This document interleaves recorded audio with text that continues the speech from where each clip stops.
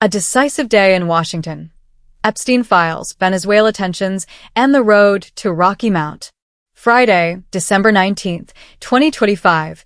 The Trump administration faced a whirlwind of domestic and international pressure today as a federal deadline for the release of Jeffrey Epstein's investigative files collided with escalating military tensions in South America and a high-stakes campaign stop in North Carolina.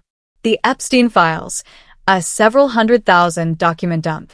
In a move that has dominated headlines for months, the Department of Justice, DOJ, began the process of releasing a massive archive related to the late sex trafficker Jeffrey Epstein. Deputy Attorney General Todd Blanche confirmed that the department would release several hundred thousand documents throughout the day, including photographs and materials from multiple investigations. However, the release has not been without controversy. Blanche suggested that some documents might be temporarily withheld to protect victims, a caveat that immediately drew fire from senior Democrats. Senate Majority Leader Chuck Schumer slammed the plan to hold back any files, accusing the DOJ of potential cover-ups and stating that Democrats are working with survivors' attorneys to assess what is being omitted. Escalation in Venezuela. On the international front, President Trump signaled a hardening stance against the government of Nicolas Maduro. In an interview with NBC News, Trump refused to rule out the possibility of war with Venezuela, asserting that Maduro knows exactly what I want. This rhetoric follows a week of intense military activity, including the seizure of a sanctioned oil tanker and a series of lethal U.S. strikes on alleged drug boats in the Caribbean and Pacific. The death toll from these maritime operations has now reached 104 people, according to tallies based on official data.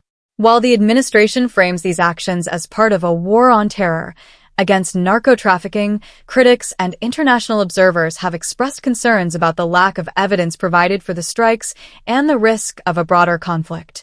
Immigration and the diversity lottery. Domestically, the administration continued its overhaul of U.S. immigration policy.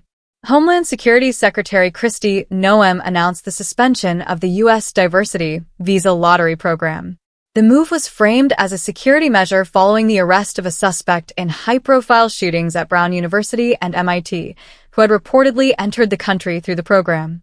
Simultaneously, the administration celebrated a legal victory in Wisconsin, where a judge was convicted of obstructing federal proceedings for allegedly helping a migrant evade an immigration arrest.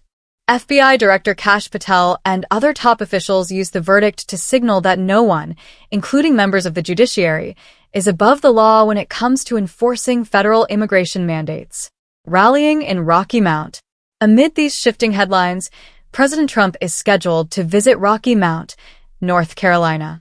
The trip is seen as a crucial effort to shore up support in a state where recent polling indicates dissatisfaction with the administration's economic policies and tariffs. With a tight Senate race looming in 2026, the rally serves as an attempt to pivot the national conversation back to the president's core, MAGA platform while the country awaits the full fallout of the Epstein disclosures.